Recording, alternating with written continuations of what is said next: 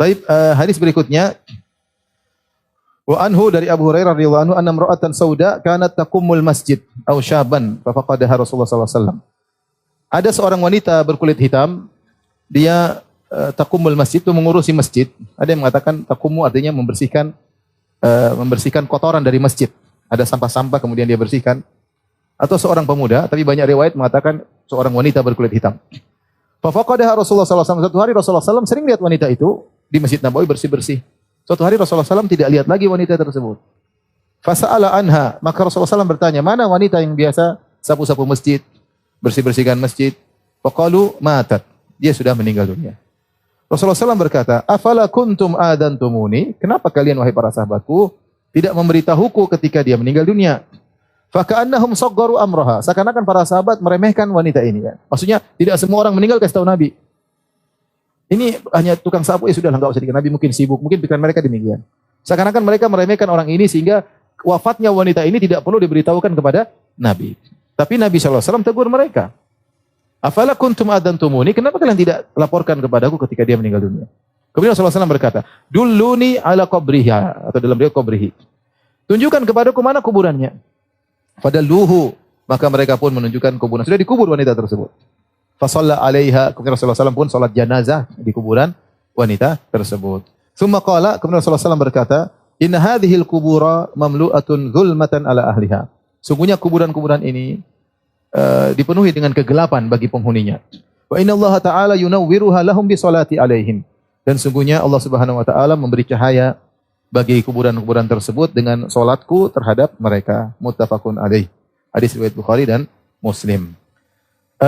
Perhatikan di sini dalil yang sangat jelas bagaimana orang yang wanita yang berkulit hitam yang mungkin dipandang remeh oleh banyak orang, bukan wanita yang berkulit putih cantik jelita, tidak, berkulit hitam dan cuma nyapu-nyapu masjid. Bukan kepala DKM ya. Bukan ya. Ini di belakang cuma nyapu-nyapu ya. Bukan donaturnya, bukan kepala DKM-nya, mungkin tidak dipandang oleh orang. Artinya kita tukang bersih-bersih bisa diganti, enggak ada ganti orang enggak ada masalah. Artinya pengaruh dia terhadap berjalannya masjid tidak besar. Cuma sekedar apa? Sapu-sapu masjid. Tetapi dan para sahabat agak meremehkan, artinya ketika dia meninggal tidak perlu dilaporkan. Tapi ternyata bagi Nabi ini perempuan luar biasa. Sampai Nabi mengkhususkan untuk sholat jenazah pada wanita ini. Kenapa? Karena dia ngurusin masjid.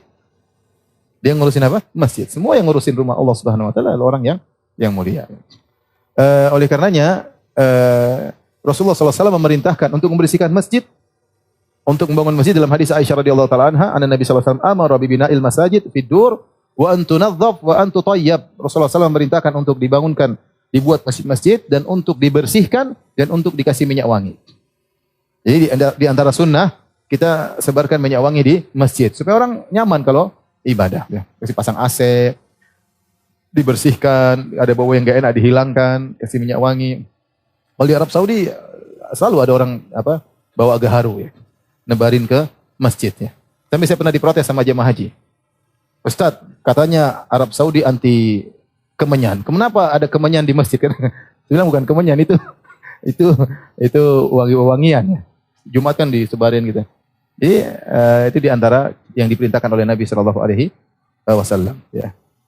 Diperhatikan. Tapi kata Syekh Utsaimin rahimahullah taala, walakin la yanbaghi zakhrafatuha wa tankishuha. Tapi tidak boleh dihiasi masjid terlalu berhias, terlalu indah, enggak boleh.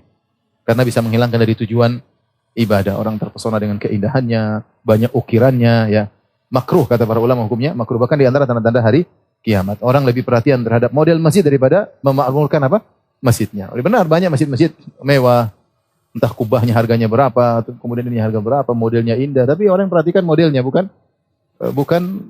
isi kajiannya, bukan memakmurkan masjid, maka hukumnya makruh.